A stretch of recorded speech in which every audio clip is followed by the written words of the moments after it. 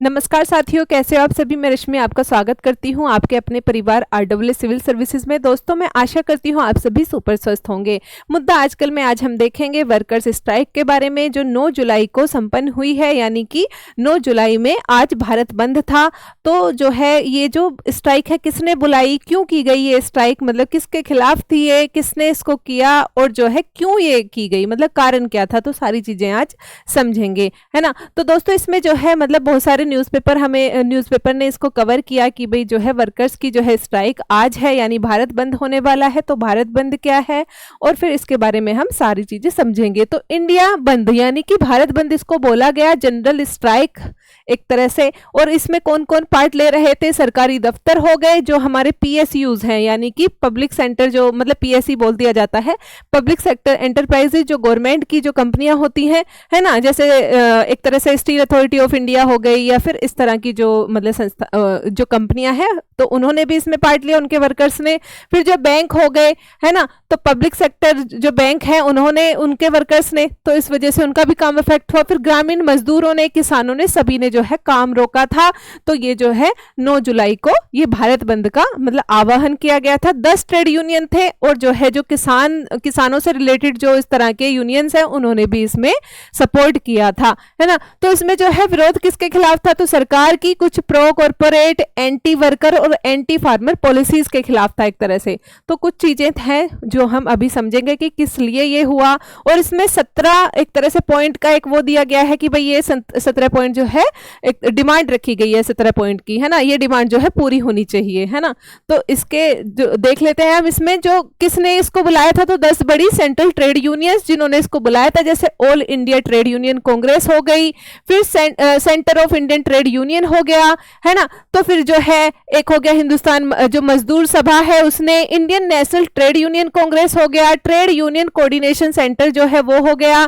फिर इसमें थी दोस्तों जो है सेल्फ एम्प्लॉयड वुमेन एसोसिएशन सेवा करके है, तो ये भी इसका पार्ट थी। फिर इसमें देखा गया कि जो संयुक्त किसान मोर्चा, ऑल इंडिया किसान सभा, स्कीम वर्कर्स किसको बोलते हैं दोस्तों, जैसे कि आशा वर्कर्स हो गए, या फिर जो है मतलब जो इसकी मनरेगा जो चल रही है, मनरेगा वर्कर्स हो गए। तो उसमें जो है स्कीम से किसी से रिलेटेड जो वर्कर्स होते हैं तो उनको स्कीम वर्कर्स बोल दिया जाता है। तो उन्होंने भी इसमें हिस्सा लिया, है ना। तो इसमें जो है यानी मजदूर, किसान, ग्रामीण वर्कर्स यानी कि पूरा एकजुट जो है जन संग्राम था ये एक तरह से, है ना। तो इसको पूरा मतलब एक बहुत बड़ी स्ट्राइक कहा जा रहा था। इसको कहा जा रहा था कि अब तक की सबसे बड़ी है ये, क्योंकि माना गया कि भाई 25 करोड़ से ज्यादा मजदूर इसमें जो है भाग लेने वाले हैं। मजदूर या फिर वर्कर्स जो भी हम कहें, है ना, तो वर्कर्स जो है इसमें भाग लेने वाले थे, यानी कामगार। इसमें संगठित और असंगठित दोनों ही क्षेत्र से जो है वर्कर्स थे इसके अंतर्गत। तो दोस्तों इसमें हम देखेंगे जैसे कि लेबर कोड्स का विरोध, तो इसमें जो है मुख्य मांगे ये थी लेबर कोड्स। अब लेबर कोड्स जो है दोस्तों 2020 में क्या हुआ था, 29 पुराने जो कानून हैं, है ना, तो 29 पुराने कानून को क्या किया था 2020 में 4 कोड में ले आई थी गवर्नमेंट। तो उसमें कोड बन गए थे। एक तो कोड ऑन वेजेस, यानी कि जो किससे रिलेटेड है, भाई वेजेस जो दिए जाते हैं उससे रिलेटेड, उसमें जो भी थे सारे एक के अंतर्गत आ गए, है ना। फिर उसमें जो है इंडस्ट्रियल रिलेशन हो गया, तो इंडस्ट्रियल रिलेशन यानी कि जो ट्रेड यूनियन बनाना, तो ये वाला अधिकार भी इसी में आ जाता है। तो इससे रिलेटेड जो भी मतलब कानून थे वो सारे इंडस्ट्रियल कोड में आ गए, है ना। फिर जो है तीसरा हो गया सोशल सिक्योरिटी। तो दोस्तों जो सोशल सिक्योरिटी पेंशन वगैरह ये जो दी जाती है, या फिर ईपीएफओ वगैरह हो गया, तो वो सारे सोशल सिक्योरिटी कोड के अंतर्गत आ गए, है ना। फिर जो है जहां पे काम करते हैं तो ऑक्यूपेशनल सेफ्टी एंड हेल्थ से रिलेटेड जो होता है ना, तो उससे रिलेटेड वो इस कोड में आ गए। यानी कि भाई जहां पर काम करेंगे वहां किस तरह से सेफ्टी होनी चाहिए, किस तरह की चीजें होनी चाहिए, भाई कोई जो है खतरनाक कोई चीजें बन रही है, कहीं पे रसायन कोई बन रहा है ना, जैसे कि हमने सिगाची इंडस्ट्रीज वाला देखा था। तो वहां पर किस तरह से जो है सिक्योरिटी का अरेंजमेंट होना चाहिए वर्कर्स के लिए, क्या उनके लिए मतलब कि भाई कोई किट इस तरह की हो सकती है जिससे कि उनका जो है वो सेफ रहे, जो पर्टिकुलर रसायन या कुछ इस तरह का बन रहा है जो खतरनाक हो सकता है, तो वो जो है वो इंश्योर करने से रिलेटेड जो भी बिल थे वो आ गए इस कोड के अंतर्गत। तो 4 कोड बन गए थे दोस्तों इसमें, है ना। फिर इसमें जो है ट्रेड यूनियन का दावा क्या है कि ये श्रमिक अधिकारों को कमजोर किया है इन्होंने, क्योंकि दोस्तों इसमें जैसे एग्जांपल के लिए देख लेते हैं कि जो जैसे ऑक्यूपेशनल सेफ्टी वाला ही हो गया, है ना, तो उसमें जो है पहले मतलब 10 जो होते थे, मतलब 10 अगर वर्कर है तो उनको ये करना होता था, लेकिन अब इसमें 20 बढ़ा दिया है। अगर 20 वर्कर है तब उनको जो है सेफ्टी वाले ये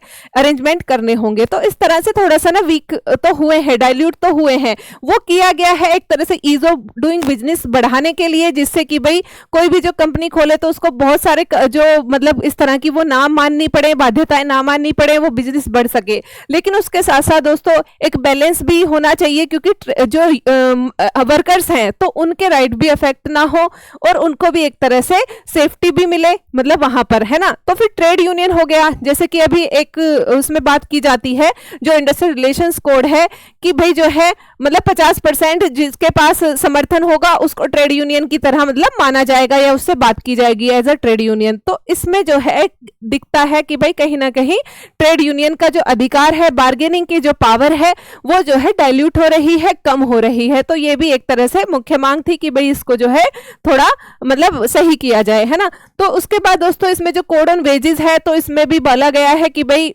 मतलब 26,000 कुछ होनी चाहिए, मिनिमम वेजेस जो होने चाहिए, मिनिमम सैलरी जो होनी चाहिए एक तरह से। तो ये मांग रखी है जो 17 जो है मतलब जो पॉइंट की 17 पॉइंट की जो मांग रखी है उसमें एक ये मांग भी रखी है वर्कर्स ने, है ना। तो इसमें जो है दोस्तों हम बात करेंगे कि भाई जो जैसे हमने बात कर ली कि भाई ये 4 जो है वो बन गए थे। फिर वर्कर्स का आरोप क्या है, यूनियन बनाना मुश्किल हो गया है, स्ट्राइक और बार्गेनिंग की ताकत जो है कम हो गई है। भाई पहले नोटिस देना पड़ेगा तभी स्ट्राइक पर जा सकते हैं, है ना। तो उसमें जो है एक तरह से फिर जॉब सिक्योरिटी वो है कम हुई है, जॉब सिक्योरिटी को मतलब कम किया गया है। और इन कोड्स को रोल बैक कर एक तरह से ट्रिपार्टाइट मतलब 3 पार्टियां जिसमें होती है, एक तो वर्कर्स हो गए, फिर जो एम्प्लॉयर है जो एम्प्लॉइज को एक तरह से एम्प्लॉयमेंट देता है ना, फिर तीसरा हो गई सरकार। तो तीनों के बीच में जो इस तरह की जो है मतलब ट्रिपार्टाइट वो कन्वर्सेशन होनी चाहिए, ट्रिपार्टाइट उसको बढ़ावा देना चाहिए। तो ये उनकी एक तरह से मांग है, मतलब 3 पार्टीज की वो एक तरह से हो और बातें हो आमने सामने, जिससे कि एक तरह से सोल्यूशन निकल सके, है ना। तो ये बात की गई है। फिर मुख्य मांगों में और क्या है दोस्तों, प्राइवेटाइजेशन जो हो रहा है। तो वर्कर्स ने बोला है कि भाई जो प्राइवेटाइजेशन जो हो रहा है तो उससे कहीं ना कहीं वर्कर्स के जो है राइट अफेक्ट हो रहे हैं। जैसे कि भाई LIC, BPCL, एयरपोर्ट्स बैंक में जो स्टेक जो बेच रही है गवर्नमेंट, तो उससे कहीं ना कहीं जो भाई वहां के जो एम्प्लॉय हैं, वहां के जो वर्कर्स हैं, तो उनके जो है राइट अफेक्ट हो रहे हैं। तो वो जो है उसके लिए भी उन्होंने बोला है कि भाई इसको क्या एक तरह से रोका जाए। तो क्या है डर उनको, रोजगार की कटौती हो सकती है या फिर जो पब्लिक वैल्यू की जो है बिक्री हो रही है, एक तरह से आर्थिक असंतोष। जैसे 26,000 की मिनिमम एक तरह से उन्होंने सैलरी की बात की है कि मिनिमम वेतन इतना होना चाहिए, जिससे कि क्योंकि एक तरह से आर्थिक वो भी रखे हैं उन्होंने कि भाई हो क्या रहा है इसमें कि जो आर्थिक जो मांगे हैं उनकी ये है कि पहले से अभी महंगाई बढ़ चुकी है, तो जब महंगाई बढ़ गई है तो सैलरी भी एक तरह से इंक्रीज हो जानी चाहिए, है ना। तो महंगाई पर लगाम यानी 3,000 जो है एक तरह से उन्होंने यूनिवर्सल पेंशन की बात की है कि भाई यूनिवर्सल पेंशन यानी कि सभी को पेंशन मिले। दोस्तों ये जो पेंशन है इसके बारे में कई जगह पे आंकड़ा देखने को मिला है कि इनकी जो ये 17 पॉइंट की मांग है कई जगह उस पर 10,000 भी लिखा आ रहा है। तो हम इसको कंफर्म कर लेंगे और उसके बाद इसको अपडेट भी कर देंगे, है ना। ठीक है, फिर किसानों की क्या मांग है, MSP की जो है कानूनी गारंटी, है ना। तो किसानों की मांग यह है कि MSP जो है वो सारी ही फसलों पे होना चाहिए, कानूनी गारंटी उसकी मिलनी चाहिए, है ना। फिर लोन वेवर जो है मतलब जो किसानों पर लोन है उसको एक तरह से माफ कर दिया जाए। फिर जो है मनरेगा में फंड को बढ़ाना। फिर बिजली संशोधन बिल, अब ये क्या था, बिजली संशोधन बिल जो था दोस्तों, तो ये इस बारे में था कि जैसे इलेक्ट्रिसिटी है तो उसको उसमें क्या किया जाता था, भाई पहले जो सब्सिडी जो दी जाती थी किसानों को, तो मतलब किसान कह रहे हैं कि ऐसा ना हो कि सब्सिडी बाद में हमारे अकाउंट में आए, भाई पहले तो हमें बिल पे करना पड़ेगा, इससे अच्छा हमसे कम ही बिल लो, है ना। तो वो ये नहीं चाहते कि भाई पहले उन्हें बिल दे दिया जाए और उसके बाद जो है वो बिल देने के बाद फिर बाद में उनके खाते में वो आ रही है कि मतलब सब्सिडी आ रही है। तो इसके खिलाफ भी उनका मतलब एक तरह से ये प्रोटेस्ट था, है ना। उसके बाद जो है जो लेबर डायलॉग है उसको उसका अभाव देखा गया है। 2015 के बाद से ही इंडियन लेबर कॉन्फ्रेंस जो होती है वो नहीं हुआ है, मतलब 2015 में हुआ था लास्ट जो इस तरह की कॉन्फ्रेंस हुई थी। और ये कॉन्फ्रेंस जो ऑर्गेनाइज की जाती है ये मिनिस्ट्री ऑफ लेबर जो है वो कराया करती है। इसमें 3 पार्टीज होते हैं, एक तो वर्कर्स हो गए, उसके बाद एम्प्लॉयर्स हो गए और गवर्नमेंट हो गई। तो ये हो नहीं पाई है 2015 के बाद से, तो काफी लंबा टाइम हो गया, 10 साल हो गए हैं, है ना।